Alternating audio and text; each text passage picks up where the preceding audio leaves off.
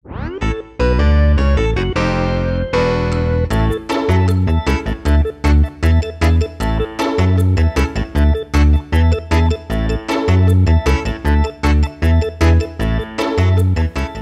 2 sendok makan minyak, kemudian tumis bumbu halus yang terbuat dari 10 butir bawang merah, 4 siung bawang putih, 4 buah cabai merah besar, 3 buah cabai merah keriting bersama 2 lembar daun salam, 1 batang serai yang dimemarkan, dan 2 cm lengkuas yang dimemarkan sampai harum.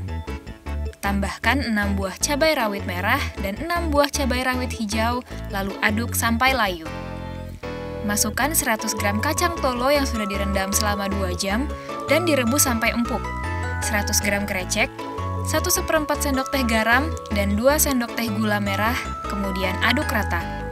Tuang 1250 ml santan dari 3/4 butir kelapa, aduk rata dan masak sambil sesekali diaduk sampai mengental. Menjelang diangkat, tambahkan 1 sendok teh air asam yang terbuat dari 1 sendok teh asam jawa yang dilarutkan dalam 1 sendok makan air panas, kemudian aduk sampai rata.